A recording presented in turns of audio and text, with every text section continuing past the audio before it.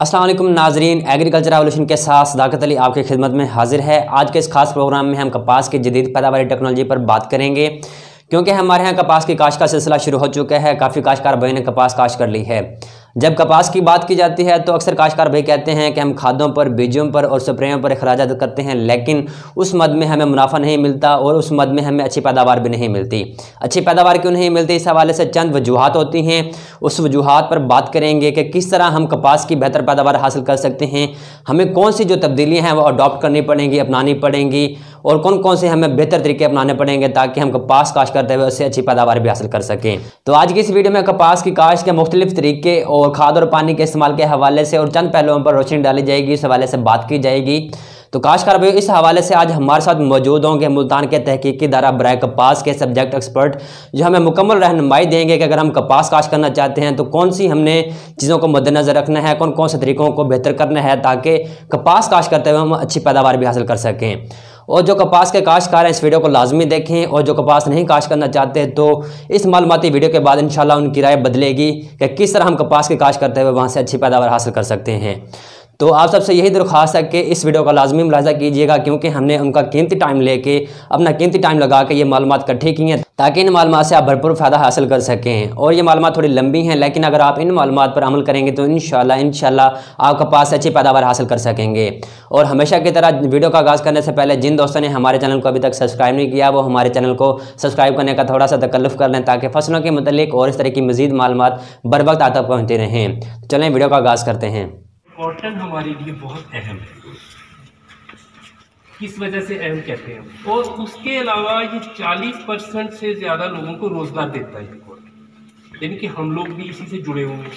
आप लोगों ने भी आगे जाके कॉटन से जुड़ेंगे, कुछ किसी और से होगा। तो उसके अलावा ये है कि जो तेल बनता है ना, वो 60 से 70% जो हमारा पाकिस्तान में पैदा होता है वो कपास से होता है। और इसके अलावा ये पाकिस्तान की ज़िंदगी के लिए भी इसकी ज़रूरत है, क्योंकि उसकी मईशत है 60% इस पर डिपेंड है। अगर इसकी पैदावार जैसे कम हो रही है, एरिया कम होगा, तो अगर राइस है, मेज़ है, यानी कि कई बड़ी बड़ी फसलें हैं जो उनकी जितनी भी पैदावार हो जाए तो इसकी पाकिस्तान की मईशत को नहीं उठा सकती, ये इसी पर डिपेंड करती है। और इसके लिए कपास के लिए जो है कि हमें क्या करना चाहिए, अगर किसी ज़िम्मेदार को आपने ज़िम्मेदार से मिलेंगे, उसको मशवरा देंगे, उससे आपने कहना है कि सबसे पहले तो आपने इसकी प्लानिंग अच्छी करनी है। वो प्लानिंग इस बेस पे करेंगे। आपने देखें जी, अब सीज़न आ रहा है, जैसे अब कमिंग सीज़न आ रहा है, मार्च अप्रैल से शुरू हो जाता है। रिकमेंडेड टाइम इसका है 1 अप्रैल से 31 में, लेकिन हम जितनी जल्दी इसकी बिजाई करेंगे उसका फ़ायदा ये होगा कि हमारी पैदावार अच्छी होगी। जितना लेट होते जाएंगे पैदावार कम होगी, वायरस का अटैक है। तो दूसरा ये है कि उन्होंने अगर 1 साल फसल लगाई है तो उन्होंने एनालिसिस करना है अपना ना, कि मुझे कौन कौन सी कमी हुई, किस वजूहात पे उसकी फसल कम हुई है। अगर वो उसकी फिंगर टिप्स में होगी, उसका उसमें तदारक करेगा तो अच्छी पैदावार होगी। उसके बाद उसने ये करना है कि बीज ले किसी कौमियत से, यानी कि अदारा जो अच्छा है, रिलायबल अदारा है, वहाँ से ले।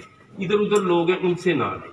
इधर उधर जो लोग देते हैं, बेचते हैं, वो डीलर वगैरह भी जो भी है, वो एक तो खाला देते हैं ज़मींदार को, और दूसरा ये महंगा बीज देते हैं, और दूसरा तीसरा गलत बीज देते हैं, जर्मिनेशन कम होती है, खालस नहीं होता। अगर अदारे से लेंगे तो आज अदारे की गारंटी होगी, खालस बीज होगा। जर्मिनेशन आप पूछें जी, जर्मिनेशन इसकी 75% होनी चाहिए। सर इस बार जो अप्रूव नहीं है सर, उसका सीड अवेलेबल होगा? हाँ होगा।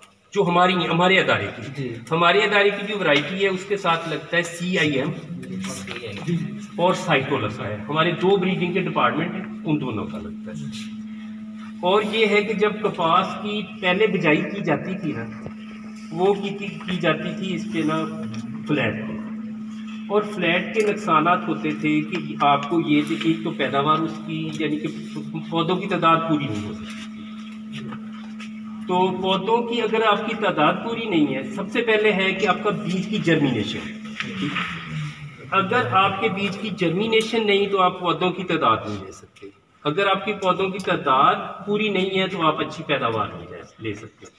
तो पौधों की तादाद आपकी कम से कम 1 एकड़ की 25,000 तक होनी चाहिए। किट लेने का बस हमारी हो रही है। जिनिंग विनिंग सीड आप ना आएंगे, इधर से रब्ता करें, आपको बता दें कि ट्रैक्टर साहब से हैं, उनका नंबर मैं आपको लिखवा देता हूँ। तो आप उनसे, जो जिम्मेदार है, जब वो आपने करना हो तो उनसे रब्ता कर लीजिए कि हमें कब देंगे बीज, बल्कि नेक्स्ट वीक तक मिलना शुरू हो जाएगा, तो आप ले सकते हैं इसलिए से। तो ये है कि पहले था कि फ्लैट पे ड्रिल से करते थे प्लांटिंग। ड्रिल का क्या नुकसान होता था? उसका ये था कि अगर तो तारवत्तर है तो फिर जर्मिनेशन होती थी, अगाव होता था।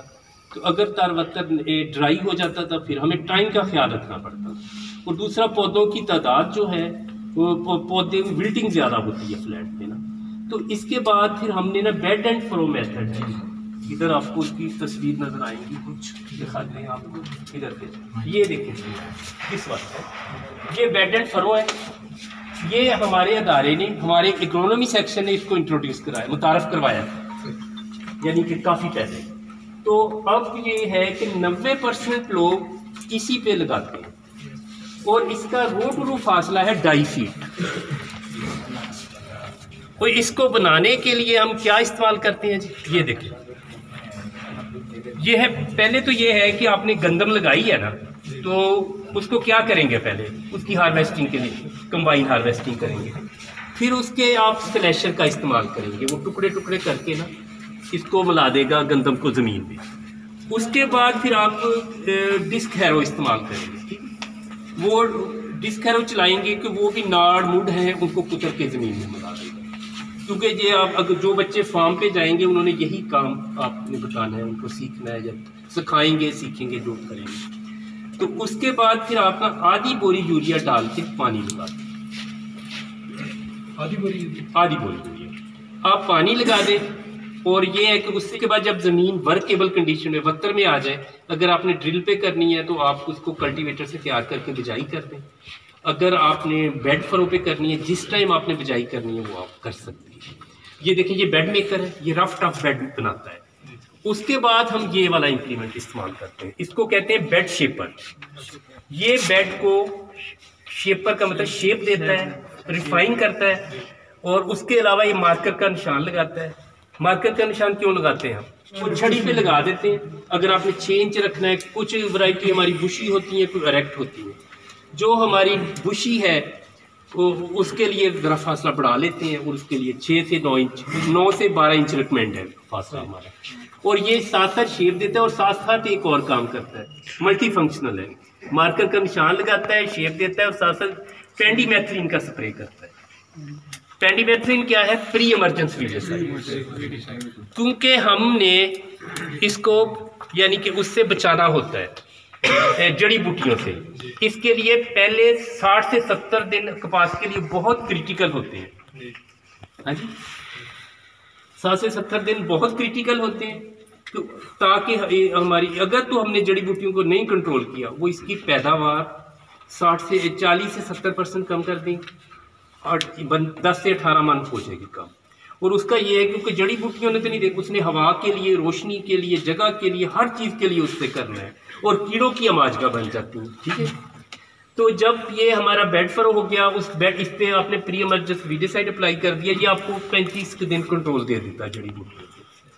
तो उसके बाद फिर इसके लिए हमने ये बनाया, इधर रोटरी होगा, ये वाला पड़ा है रोटरी हो। तो ये रोटरी हो है, ये हमारे अदारे ने मॉडिफाई करके बनाया है। इसका क्या काम है? इसने जब हमारी फसल 50 दिन तक की होती है ना, छोटी 40 से 50 करें, हम 1-2 दफ़ा इसको इस्तेमाल करते हैं, तो ये बेड को, इस बेड के ऊपर चलता है, इसके तो इसको साफ सुथरा कर देता है जड़ी बूटियों को कंट्रोल के लिए। इसके बाद जब हमारी फसल बड़ी हो जाती है तो फिर हम इसका इस्तेमाल करते हैं, इसको कहते हैं लॉन्ग टाइम कल्टीवेटर। और इसका ये है कि आपकी ये ना, एक तो ये जड़ी बूटियाँ करता है कंट्रोल, और दूसरा ये करता है कि खाद का भी हम साथ साथ खाद भी डालता है। और डालनी किस टाइम है? जब वत्तर कंडीशन। तो ये हमने उस टाइम तक इसको इस्तेमाल करते हैं कि जब तक इसका ना कोई पौधे हमारों को नुकसान ना हो, पौधों की शाखें ना टूटें। जब हमारा फ्रूट का नुकसान होना शुरू हो जाए, शाखों का होना शुरू हो जाए, तो फिर हम इसको बंद करें। और एक बात ज़मीन तैयारी के बाद मैं बताना भूल गया कि आपको लेज़र लेवल इस्तेमाल करना चाहिए। उसका क्या होगा? इसका ये है कि आपको एक जैसा पानी लगेगा, आप इनपुट्स डालेंगे एक जैसे लगेंगे, और आपने उसके अलावा आपने उसकी फसल एक टाइम में पककर तैयार होगी। तो सर डीएपी किस तरह इसमें डालेंगे? किसमें? बैट के अंदर जब हम पहले तो हाफ पैक डाल के उसका वो फिर कैसे करेंगे? नहीं, डीएपी लोग करते हैं इस्तेमाल पहले कि जब हमने ज़मीन तैयार करनी है, वो तो हम बेड बनाने से पहले करेंगे ना इस्तेमाल। लेकिन पहले हम ऐसे ही करते थे, लेकिन हमने कुछ सालों से ये शुरू किया है कि हमने ये डीएपी डालनी है, फास्फोरस डालनी है, तो हम डालते हैं 25 दिन बाद, 25 से 30 दिन बाद। उस टाइम क्यों डालते हैं? 25 से 30 दिन बाद हमने अपने चदराई करते हैं। इसकी चदराई पता है ना? चदराई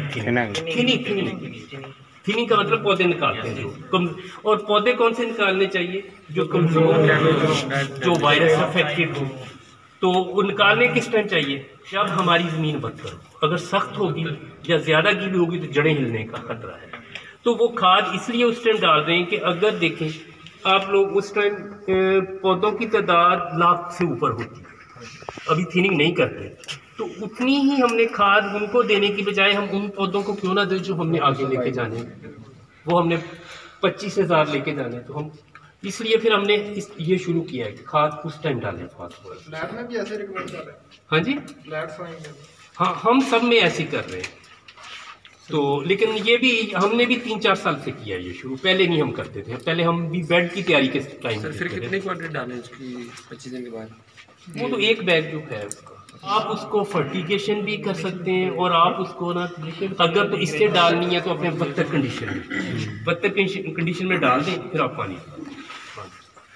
अच्छा, और इस पे ये है कि ये देखिए फ़र्क नज़र आ रहा है, इधर ये फ्लैट का, अगर तो बारिश हो गई है ना तो ये पौधे, छोटे छोटे पौधे जो होते हैं वो यानी कि इसमें आ जाते हैं। और कपास का ये है कि हमने 24 घंटे के अंदर अंदर इसमें से हमने ना पानी निकालना चाहिए। हमें फ्लैट में हम नहीं निकाल सकते, लेकिन इसमें ये है कि अगर थोड़ी बारिश हो तो पौधे, छोटे छोटे पौधे नहीं मर जाते नहीं, और पानी इसके निकालने के लिए भी हमें आसानी होती है। और आपने पानी जो है अगर इसको लगाना है ना, वो आप एक नक्के से ना लगाएं, 1 या 2 नक्के इस्तेमाल करें, ताकि पानी आहिस्ता आहिस्ता लगे और पानी जज़ब हो जाए। और पानी, और उसके बाद ये है कि जड़ी बूटियों को आपको कंट्रोल करें, बर वक्त कंट्रोल करें, ताकि आपकी पैदावार पे असर ना हो। तो जड़ी बूटियों को कंट्रोल, एक तो केमिकल तरीका है, वो क्या पेंडीमेथ्रिन इस्तेमाल किया आपने, और हमने मैकेनिकल तरीके के किस किस तरीके से इस्तेमाल किया है। तो बीज भी आपने उसको, बीज को जिनिंग करनी है। जिनिंग पता क्या करते हैं? बोर उतारते हैं। हाँ, बोर किससे उतारते हैं? Sulphuric acid. 4 litre 40 kg, 1 litre 10 kg बोरा तो उतरे बीज का क्या फायदा होगा हमें? हाँ जी, आप बताइए। जर्मिनेशन कितने दिन का फर्क पड़ेगा? 2 दिन का फर्क पड़ेगा। बीमारियों से पाक हो जाएगा और आपको ड्रिल में से आसानी से निकल जाएगा। सर इसकी सीड ट्रीटमेंट कर सकते हैं? हाँ, सीड ट्रीटमेंट। तो सर उसके बाद एक होता है कि जब हम उसको पानी में भगोते हैं, जो सीड ऊपर आ जाता है उसको नहीं किसान यूज़ करता, जो नीचे वाला होता है वो? नहीं, किसान सारी करते हैं, तो क्योंकि इतना ज़ाया नहीं हो सकता। क्योंकि वैसे ये है कि आपने थोड़े से पैमाने पे अगर करते हैं ना, वो सिंकर फ्लोटर उसको कहते हैं। जो नीचे बैठ जाता है ना, उसकी तो समझे 100% जर्मिनेशन है। जो ऊपर है उसकी भी 50% तो होती है, 50 नहीं कहें तो 30% तक, 30-40 ये होती है। इतना भी ज़ाया नहीं हो सकता। उसकी ना फील्ड में अगर ले जाएंगे तो आपको और उसकी जर्मिनेशन बेहतर मिल जाएगी। लेकिन ये है कि वैसे उसको चेक चुक करेंगे तो इतना अच्छा लगा। सर बेड प्लांटिंग पे आपने इधर भी ट्रायल किए होंगे सर? बहुत कर रहे हैं। हाँ जी, तो सर वो किसान कहता है कि इसमें पानी ज़्यादा है लगाना, ना क्वालिटी कम हो जाएगी, लेकिन उनकी जो नहीं, नंबर ऑफ इरिगेशन बढ़ जाएगी। Number of irrigation. अच्छा, पानी ये है कि हम इसमें लगाते हैं जो फ्लैट है ना, पहला पानी उसमें देते हैं हम 30 से 35 दिन बाद, तो और उसको हमने जो वक्फा उसमें रखते हैं 12 से 15 दिन का। और आखिरी पानी जो उसको फिर हमने कट ऑफ लगा देते हैं 1 अक्टूबर को, ठीक है, यानी आखिरी पानी। और दूसरा अगर उसको देते हैं हम बेड एंड फरो पे, तो वो हमने पहला पानी देना है साथ ही बजाई के, फिर हमने उसको 3-4 दिन बाद पानी देना है, उसको कहते हैं जर्मिनेशन वाला पानी। और उसके बाद हमने 8 से 10 दिन का वक्फा दिया। तो आप टोटल भी लगाएं उसको कैलकुलेट करें तो आपका कम ही लगता है पानी ना इसमें बेटर तकरीबन 30% उससे कम। नंबर ऑफ इरिगेशन ज़्यादा है सर। अर्ली स्टेज पे पेस्टिसाइड का 2 महीने तो करनी नहीं है, यही तो आप लोगों को बताया है। प्रॉब्लम जो शुरू हो अर्ली स्टेज में ना ही करें तो बेहतर है। सर को ये ग्लाइफोसेट आप रिकमेंड करते हैं? मेरी बात सुन, पौधों के जो दरमियान है ना वो बच गई, तो उनको हम कैसे कंट्रोल करेंगे? वो ना तो हो सकती है कंट्रोल उससे मैकेनिकली और ना केमिकली, वो फिर हम मैनुअल अफरादी कुव्वत से, यानी कि अगर माइयाँ लगाई हैं कसोलों से करवा लें, है तो बहुत लेबर लगती है ज़्यादा, तो अगर बंदे हैं तो उनसे कसोले से करवा लें। तो लेकिन ये है कि इसकी जड़ी बूटियाँ तीनों तरीक़ों से कंट्रोल की जाती है, इसको कहते हैं इंटीग्रेटेड वीड मैनेजमेंट। तो काश्त का भाई ये थी चंद मालूमात के किस तरह हम कपास काश्त करते हैं, वहाँ पे मुख्तलिफ जो काश्त के तरीके हैं उसमें बेहतरी ला सकते हैं और अच्छी पैदावार हासिल कर सकते हैं। इसके अलावा काश्तकार भाई हमने कपास की जो मुख्तलिफ वैरायटी हैं इलाके के हिसाब से उस पर भी मालूमात दी हैं। अगर आप वो वीडियो देखना चाहते हैं तो ऊपर आई बटन क्लिक करके वो वीडियो देख सकते हैं। इसके अलावा उसका लिंक जो है वो डिस्क्रिप्शन में भी दे दिया जाएगा। तो काश्तकार भाई उम्मीद है कि ये आज की वीडियो आपको पसंद आई होगी। अगर पसंद आई तो इसको लाइक भी करें, दूसरे काश्तकार भाइयों तक ज़्यादा से ज़्यादा शेयर करें ताकि दूसरे कपास के काश्तकार भी इन मालूमात से फ़ायदा उठा सकें और अच्छी पैदावार हासिल कर सकें। और इस तरह की मज़ीद मालूमात हासिल करने के लिए हमारे चैनल एग्रीकल्चर रेवोल्यूशन को लाजमी सब्सक्राइब कीजिए और इसी के साथ अपने होस्ट सदाकत अली को इजाज़त दें। अल्लाह हाफिज़।